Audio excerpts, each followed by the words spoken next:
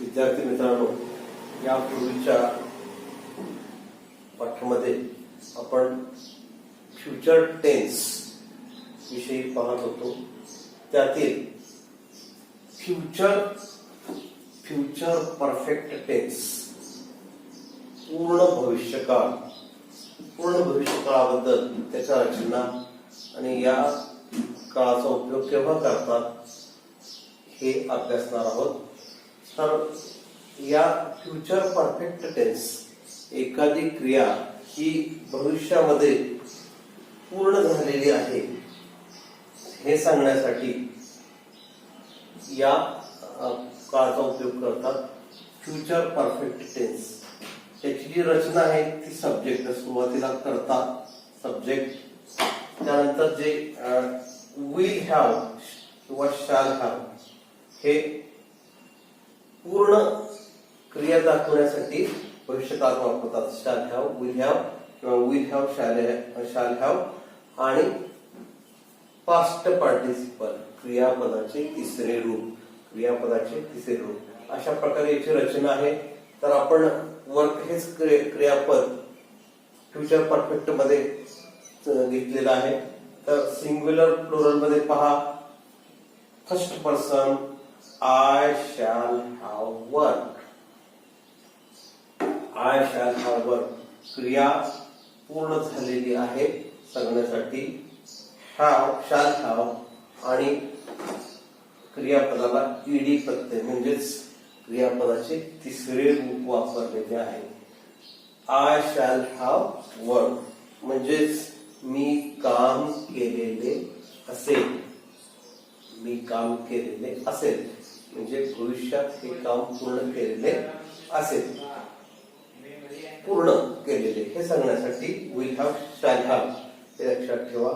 आणि first person मध्ये shall have वापरलेला आहे, अनेक वचनामध्ये देखील शॅल हॅव वापरलेला आहे. वी शॅल हॅव वर्क, आम्ही काम केलेले असेल. सेकंड पर्सन मध्ये पहा, यू विल हॅव वर्क, तू काम केलेले असेल. इथे मात्र काय विल हॅव वापरलेला आहे. फर्स्ट पर्सन मध्ये शॅल हॅव, सिंग्युलर आणि प्लुरल दोन्ही मध्ये. आणि इथे मात्र काय आहे की यू विल हॅव वर्क, अनेक वचनामध्ये देखील यू विल हॅव वर्क, तू काम केलेले असेल, तुम्ही काम केलेले असेल. भविष्यात पूर्ण एखादी क्रिया झालेली आहे, केलेली आहे सांगण्यासाठी. आता थर्ड पर्सन सिंग्युलर पहा, he will have work, will have आणि क्रियापदाचे तिसरे रूप पास्ट पार्टिसिपल म्हणतात. She will have work, it will have work, त्याने काम केलेले असेल, तिने काम केलेले असेल, त्यांनी काम केलेले असेल. आणि दे विल हॅव वर्क, त्या सर्वांनी काम केलेले असेल. म्हणजेच या फ्युचर परफेक्ट टेन्सचा उपयोग एखादी क्रिया भविष्य काळामध्ये पूर्ण केलेली आहे सांगण्यासाठी याचे वापरतात. याच्यामध्ये देखील आपण याचा प्रश्न तयार करू शकतो, निगेटिव्ह वाक्य करू शकतो. तर हा प्रकार आपण पाहिलेला आहे. त्यानंतरचा जो प्रकार आहे तो म्हणजे फ्युचर परफेक्ट कंटिन्युअस टेन्स. बघूया आपण future perfect continuous tense.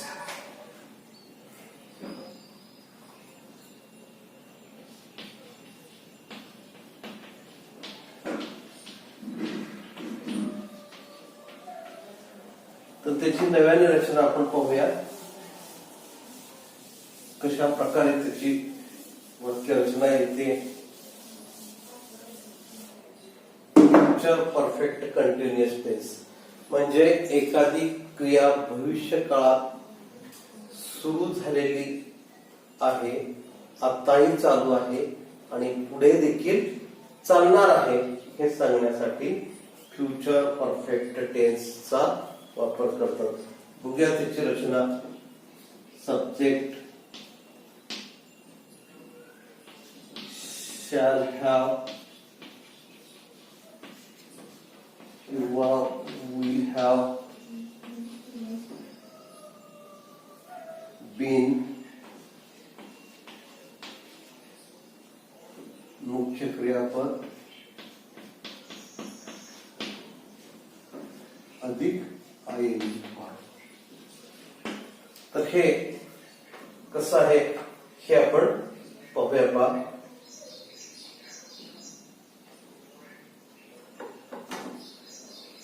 Subject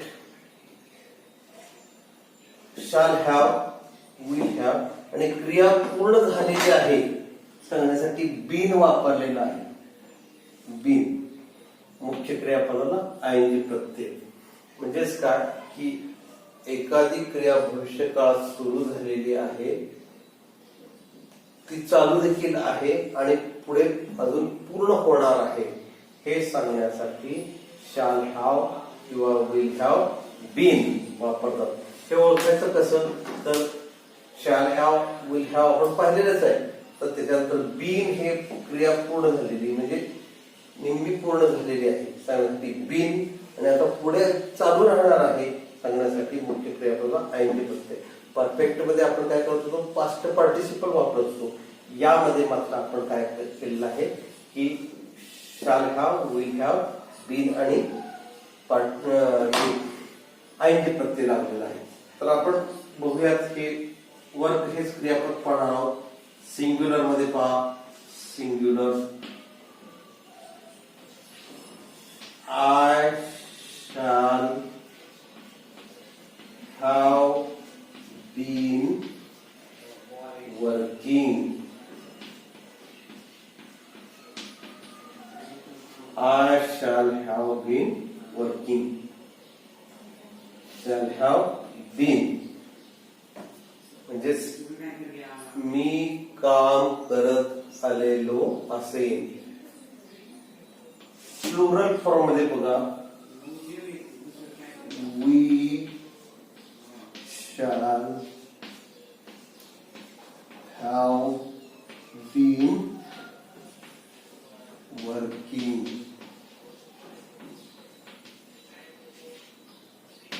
इथे देखील बघा shall have been आणि been. We shall have been working. आम्ही काम करीत आलेले असू. सेकंड पर्सन मध्ये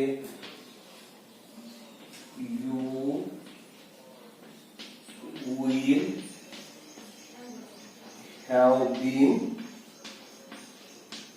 working.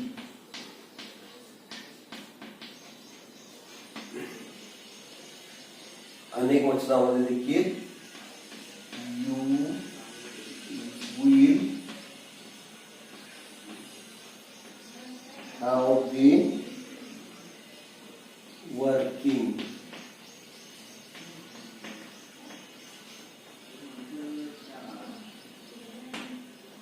बघा इथे देखील will have been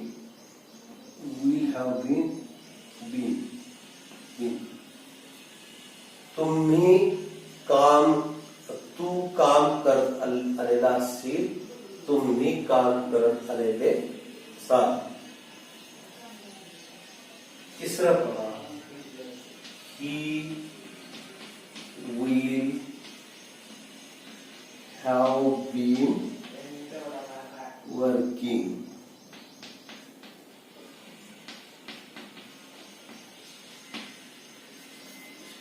She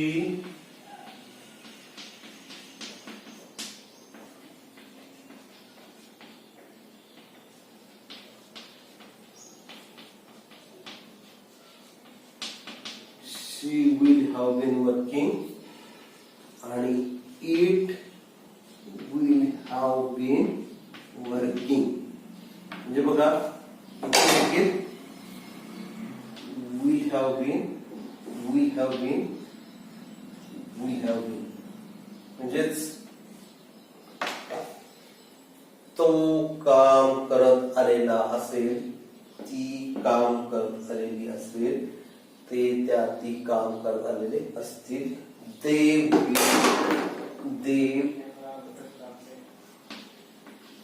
will have been working. बघा, they will have been working. ते सर्व काम करत आलेले असतील. म्हणजेच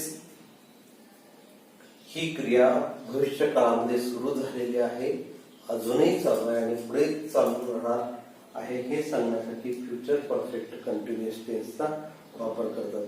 अशा प्रकारे आपण काळाचे फ्युचर टेन्स मधील हे 4 प्रकार पाहिले. असे 12 काळ आणि त्याच्या रचना आपण पाहिलेल्या आहेत. तर टेन्सचे प्रकार आहेत, त्याचे वेगवेगळे प्रत्येकी 4 असे 12 काळ आपण पाहिले, त्याच्या रचना पाहिल्या. तर त्याचा वापर आपल्याला बोलण्यामध्ये करायचा आहे. यासाठी आपण वारंवार ह्या ज्या रचना आहेत प्रत्येक टेन्स मधल्या, सिंपल, कंटिन्युअस, परफेक्ट, परफेक्ट कंटिन्युअसच्या रचना ह्या वारंवार आपण वाचल्या पाहिजेत. तर तुम्हाला मी आता एक स्वतंत्र असे क्रियापद देणार आहे. ते विविध काळामध्ये, विविध प्रकारामध्ये कशा प्रकारे करायचं आहे हे पहा आणि त्याप्रमाणे अभ्यास करा आणि ते क्रियापद सर्व काळामध्ये चालवायचं आहे. बघा,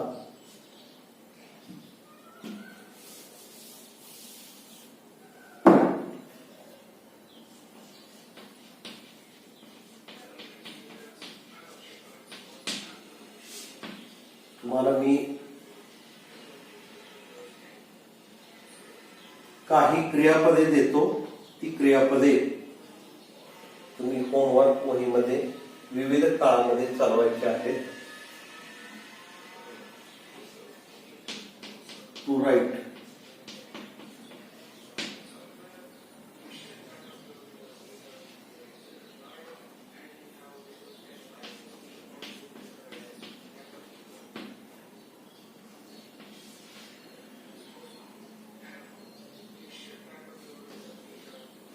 टू गो, ही 3 क्रियापदे तुम्हाला दिलेली आहेत. ही क्रियापदे विविध काळामध्ये कशा प्रकारे त्याच्या रचना येतात ते तुम्ही होमवर्क मध्ये लिहायचं आहे. आता या ठिकाणी बघा, टू राईट, रोट, रिटर्न, म्हणजे हे मुख्य क्रियापद, त्याचा भूतकाळ आणि तिसरं रूप. प्ले, प्लेड, प्लेड, गो, वेंट, गॉन अशी क्रियापदाची रूपे आहेत. तो भाग आपण यापूर्वी झालेला आहे. मुख्य मूळ क्रियापद, त्याचं भूतकाळी रूप आणि त्याचं तिसरं रूप पास्ट पार्टिसिपल. ही क्रियापद पाहायचं आणि त्या नुसार वेगवेगळ्या काळामध्ये बदल कसा करायचा ते वही सोडवायचं आहे.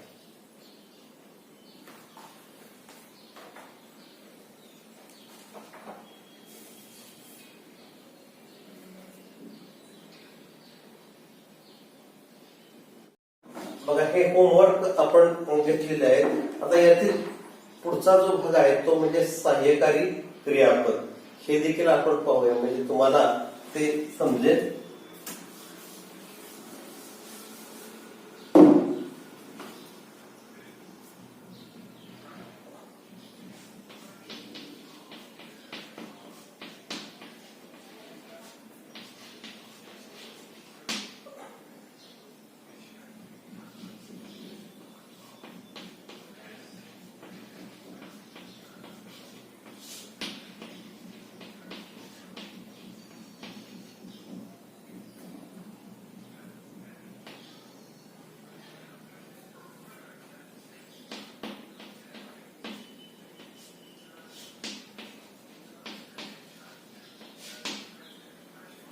ऑक्झिलरी वर्ब म्हणतात इंग्रजीमध्ये त्याला.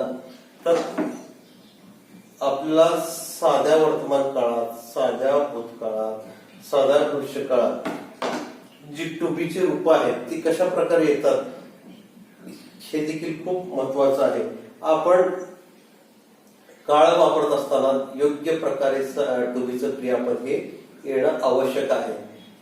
समजा ज्या ठिकाणी आपल्याला वर्तमान काळ आहे तिथं आपण इज हेच क्रियापद वापरलं पाहिजे, म्हणजे कर्त्यानुसार. त्या ठिकाणी वॉज वेअर वापरून चालणार नाही. तर अशी ही टू बीची क्रियापदे, त्याची सहाय्यकारी क्रियापद कशा प्रकारचे आहेत हे देखील आपण या काळाबरोबर पाहणं आवश्यक आहे. तर बघूया आपण. बघा, म्हणजे मुख्य क्रियापदाला सहाय्य करणारी क्रियापदे म्हणून त्याला सहाय्यकारी क्रियापद, इंग्रजीमध्ये त्याला ऑक्झिलरी वर्ब असं म्हणतात. तर सहाय्यकारी क्रियापदाचे काळ कोणते आहेत ते आपण पाहणार आहोत. बघा, verb,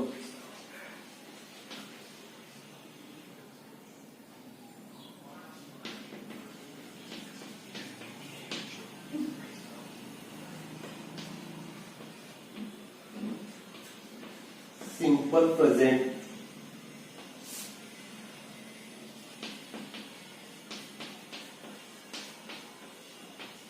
simple past.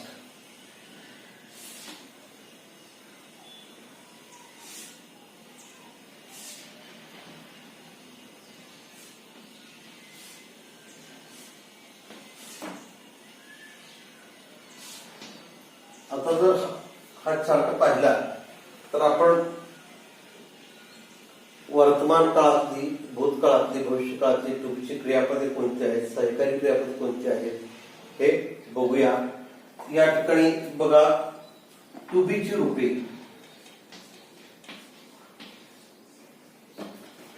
To be म्हणजे काय की एम, इज, आर ही वर्तमान काळातील सहाय्यकारी क्रियापद आहे. Am, is, are. Was, were. Was, were आपण काळ पाहत असताना बघितलेलं आहे, कर्त्यानुसार जे टू बीचं क्रियापद आहे ते वापरलं जातं. आय एम, वी आर, किंवा भूतकाळामध्ये, साध्या भूतकाळामध्ये आय वॉज, वी वेअर ते आपण रचनेमध्ये पाहिलं आहे. परंतु ही टू बीची क्रियापदे आपल्याला वाक्य वापरताना किंवा बोलताना निश्चितपणे माहिती असणं आवश्यक आहे. म्हणून टू बी म्हणजे काय, am, is, are, was, were वर्तमान काळामध्ये आणि भूतकाळामध्ये.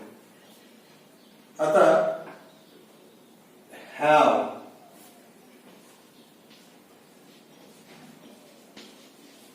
बघा, हॅव ची रूपे कोणती आहेत पहा. हॅव आणि हॅज. आणि भूतकाळामध्ये हॅड.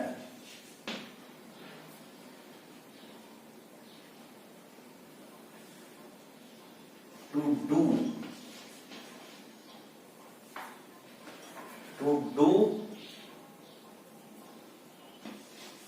डू आणि डज. भूतकाळामध्ये डीड. ही महत्वाची सहाय्यकारी क्रियापदे आहेत पहा. टू बी म्हणजे am, is, are, was, were. Have ची रूपे हॅव आणि हॅज. भूतकाळामध्ये हॅड. टू डू चे डू आणि डज आणि डीड. वर्तमान काळामध्ये singular I do, we do, you do, you do, he does, she does, it does असं वापरतात. त्यानंतर साध्या भूतकाळामध्ये डीड वापरतात. असे हे सहाय्यकारी काही क्रियापद आहेत. आता ही केवळ एम, इज आणि सहाय्यकारी क्रियापदे वाक्यात असतील तर त्या वाक्याचा साधा वर्तमान काळ तुम्ही ते कर्त्यानुसार वापरू शकतो. आय एम अ बॉय, किंवा अनेक वचनी एखादं क्रियापद वापरून देखील ते करू शकतो. We are boys. हे यापूर्वीच्या यादीत तुम्ही अभ्यासलेलं आहे. त्यानंतर आपण काही इतर जी क्रियापद आहेत ती वाक्यामध्ये कशा प्रकारे वापरायची ते योग्य त्या करता जसं आहे त्यानुसार वापरायचे. त्याची विविध उदाहरणं काही पाहूया.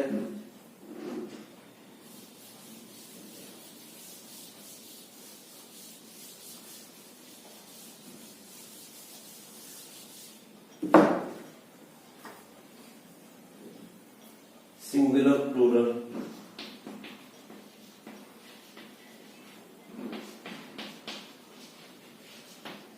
बघा, फर्स्ट पर्सन. फॉर एक्झाम्पल,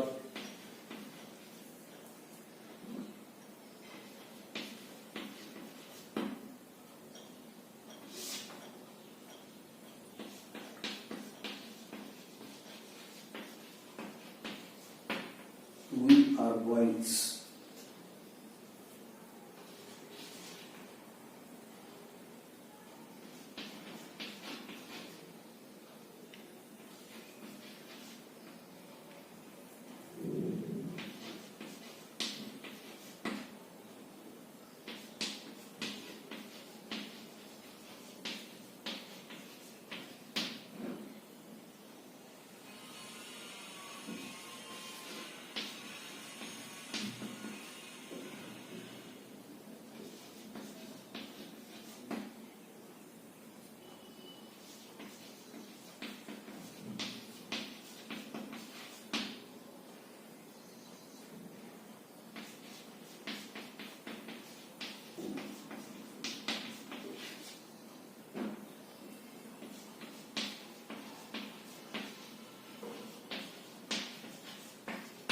म्हणजेच ही जे टोपीची क्रियापद बघितलेली होती ती अशा प्रकारे वाक्यरचनेमध्ये वापरतात.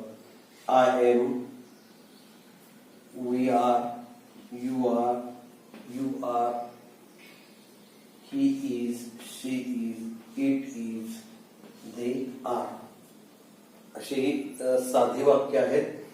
अशा वेगवेगळ्या जे कर्ते आहेत त्यानुसार वेगवेगळ्या टोपीच्या रूपामध्ये कशा प्रकारे वापरायचे याचे वेगवेगळी प्रकारची उदाहरणं आपल्याला पाहता येतील. तर आणखीन थोडक्यात पहा, जर वॉज असेल तर I was, we were, you were, he was, she was, it was, they were असं वापरू शकतो. बघा,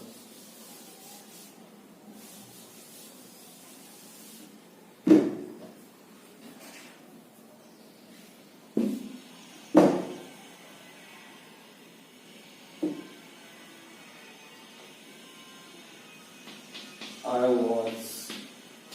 पुढे आपण कोणतेही कॉम्प्लिमेंट किंवा वाक्य वापरू शकतो. I was, we were, you wear,